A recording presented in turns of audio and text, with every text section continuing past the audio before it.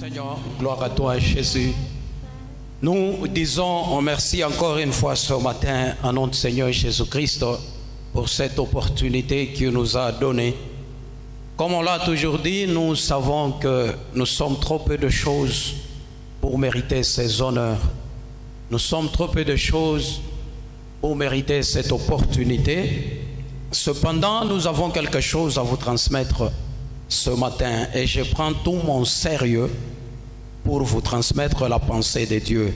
Et s'il y a quelqu'un qui peut très bien acclamer le Seigneur, gloire à Jésus, que Dieu vous soit favorable.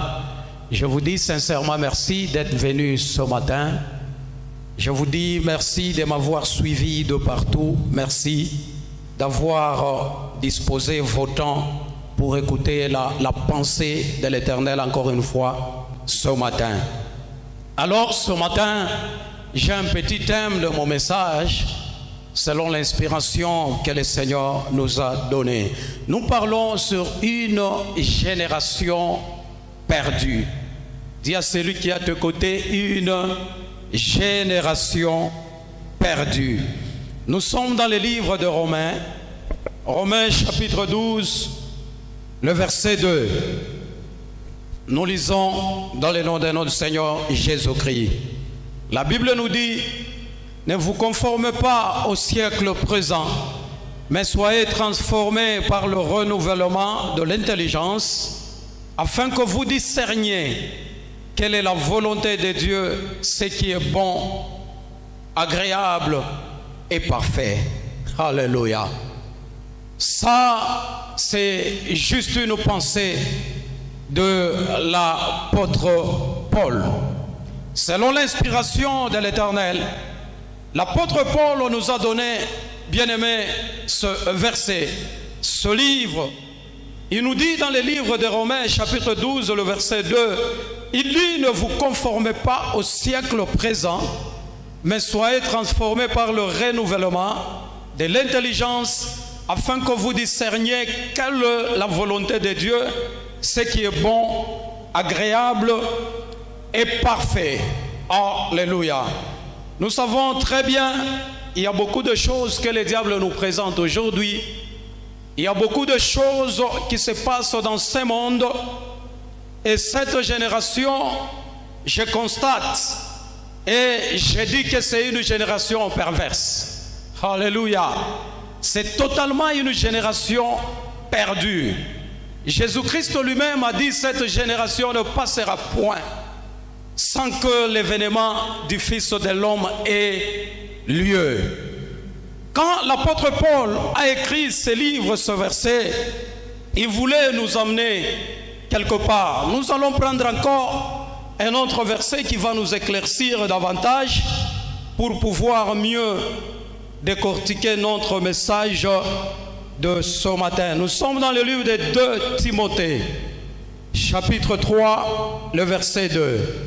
La Bible nous dit, car les hommes seront égoïstes. Si je commence par le verset premier, la Bible nous dit, sache que dans les derniers jours, il y aura de temps difficiles, car les hommes seront égoïstes, amis de l'argent, fanfarons, hautains, blasphémateurs, rebelles à leurs parents, ingrats et irréligieux. Alléluia. Quand vous lisez le verset 3, la Bible nous dit insensibles, déloyaux, calomniateurs, intempérants, cruels, ennemis des gens de bien.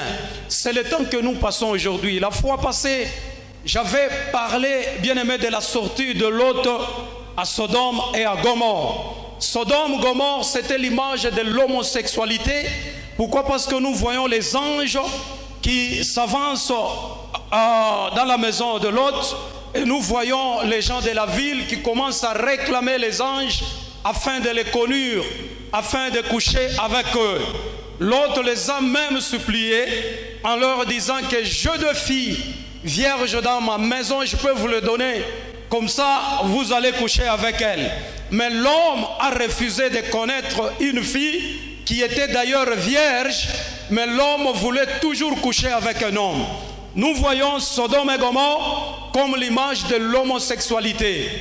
Et quand Jésus était venu, il a dit, ce qui arriva du temps de Lot, ce qui arriva à Sodome, arrivera aussi. Si vous voyez cela arriver, sachez que le monde touche déjà à sa fin. Et nous constatons aujourd'hui que le mariage homosexuel est célébré légalement dans les églises aujourd'hui. En Amérique, en Europe et partout ailleurs, légalement, le mariage homosexuel est permis. Et vous allez comprendre que le monde touche déjà à sa fin. C'est pourquoi nous disons, nous passons, bien-aimés, un temps très compliqué, un stade très compliqué où nous vivons dans une génération perverse. C'est pourquoi l'apôtre Paul a dit, ne vous conformez pas au siècle présent, mais soyez transformés par le renouvellement de l'intelligence. Si l'intelligence n'est pas renouvelée, personne ne pourra connaître ce qui est bien, agréable et parfait. Il n'y a que l'intelligence renouvelée capable de discerner ce qui est bon, agréable et parfait. Ce que nous devons faire aujourd'hui, nous devons marcher, non pas selon le monde, mais selon les désirs de l'esprit. Parce que celui qui est lié à l'esprit, il ne peut pas regarder au monde. Car la Bible nous dit, celui qui met la main à la charrue et regarde en arrière n'est pas digne de royaume. Regardez la technologie aujourd'hui, ce qui se passe aujourd'hui dans le monde.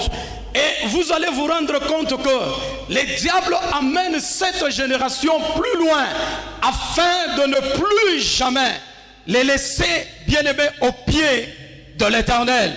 Or, la vie de l'homme est liée au pied de notre Seigneur Jésus-Christ. Celui qui aime tellement le monde, il devient automatiquement ennemi de Dieu.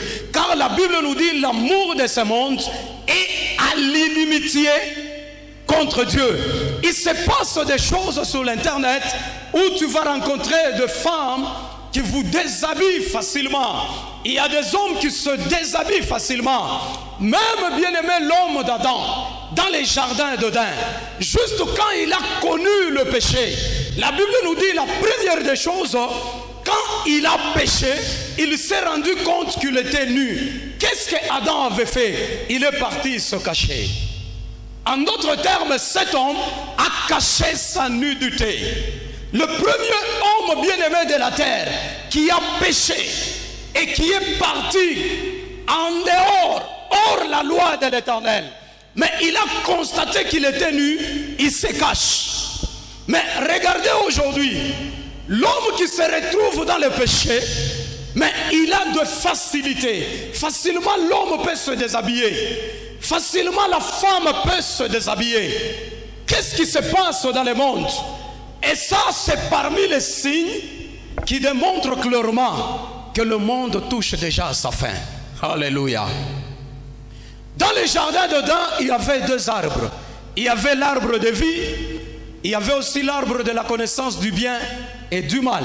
L'homme était placé à l'arbre de vie. Je ne sais pas, il était piqué par quel moustique. L'homme a connu un déplacement. Il a quitté l'arbre de vie pour aller vers l'arbre de la mort, l'arbre de la connaissance du bien et du mal.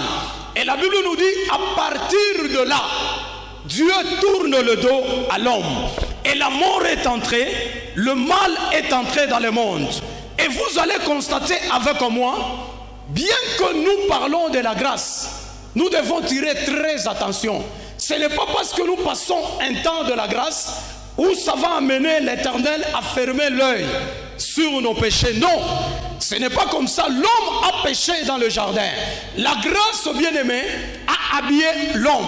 La grâce couvre la nudité de l'homme, mais la loi chasse l'homme des jardins. Mais ce que j'ai aimé chez l'homme qui avait péché dans les jardins, juste quand il a péché, il a constaté qu'il était nu, l'homme s'est couvert, l'homme s'est caché, l'homme s'est fabriqué un habit de feuilles et l'homme couvre sa nudité. Quand l'Éternel a vu l'effort de l'homme, il a regardé, l'homme a fait sa tâche. Bien qu'il a connu le mal, mais l'homme couvre sa nudité. Quand l'Éternel a remarqué cela, l'homme se fabriquait un habit de feuilles. Mais Dieu vient pour donner à l'homme un habit de la peau de la bête. Alléluia. Donc Dieu savait que avec cet habit de feuilles, demain ou le lendemain, c'est temporaire, ça ne va pas traîner, ce n'est pas quelque chose qui est efficace. Mais Dieu lui-même de sa propre main a fabriqué à l'homme un habit qui était efficace. Alléluia. Donc pour vous dire que le premier homme sur la terre, il a quand même eu cette pensée de savoir que je suis nu, je dois me cacher. Mais regardez l'homme d'aujourd'hui, regardez la femme d'aujourd'hui. La génération d'aujourd'hui, c'est une génération perverse. C'est une génération qui tourne le dos à l'Éternel. C'est pourquoi il n'y a pas de miracle, il n'y a pas de prodige. L'église d'aujourd'hui, c'est une église confuse. Il y a des choses qui se passent dans l'église que tu vas trouver aussi dans le monde. Les gens vous entrent nus dans la présence de l'Éternel. L'église d'aujourd'hui est remplie des hypocrites. C'est pourquoi Jésus-Christ a dit, vous êtes des hypocrites. Vous êtes comme des tombeaux blanchis, en dehors, mais en dedans de pourriture et des ossements. Alléluia. Même pour diriger le pays, quand vous lisez la Bible nous dit, maudite soit la nation où le roi est encore jeune. Pourquoi tout ça? Parce qu'il y a la convoitise. Il y a beaucoup de choses qui se passent dans le monde. Chacun court derrière son intérêt. Son intérêt. Alléluia. Et vous allez vous rendre compte que rien ne pourra amener Dieu vers l'homme aujourd'hui. L'homme est devenu le plus méchant de toute l'histoire de la terre. L'homme d'aujourd'hui est devenu plus compliqué. Rien. Le pays comme la RDC aujourd'hui n'a pas besoin de la tête, mais ce pays a besoin d'un cœur. Parce que la tête a échoué. Ce pays a besoin d'un cœur. Quelqu'un qui a un cœur capable de compatir à la souffrance bien-aimée de la population. Mais qui peut le faire? Il n'y a que celui que Dieu a pointé en disant, l'homme selon mon cœur. C'est une génération perverse, la génération d'aujourd'hui. Alléluia. Alors bien-aimés, j'aimerais vous amener quelque part ce matin, en vous disant que nous n'avons pas le temps à perdre. Une minute que l'Éternel te donne aujourd'hui, si tu la perds, tu vas la perdre éternellement. Elle ne reviendra jamais. C'est le temps pour nous, bien-aimés, de se tenir debout et de dire non au mensonge, de dire non à la nudité, de dire non à l'impudicité, de dire non à l'escroquerie et au vol. Nous devons chercher la face véritable de l'Éternel. Pourquoi? Parce que nous n'avons pas le temps à perdre. La Bible nous dit Jésus-Christ revient bientôt. Lui-même, bien-aimé, il a rencontré deux femmes. Les femmes qui pleuraient à côté de Jésus. Jésus leur avait dit, ne pleurez pas pour moi, car l'heure est déjà venue où la stérile dira, je suis la bienheureuse. Alléluia. Pourquoi la stérile dira, je suis la bienheureuse? Parce que les jours bien-aimés derniers, les jours où Jésus-Christ va venir enlever son église, et quand vous lisez bien la Bible, vous allez constater qu'il y aura disparition sur la surface de la terre. Il y aura des mamans qui vont laisser leurs enfants. Il y aura des enfants qui vont laisser leur maman. Mais c'est la stérile ce jour-là qui dira que je suis la bienheureuse. Pourquoi? Parce que je n'ai pas eu d'enfant tous les jours que j'ai passé sur la surface de la terre.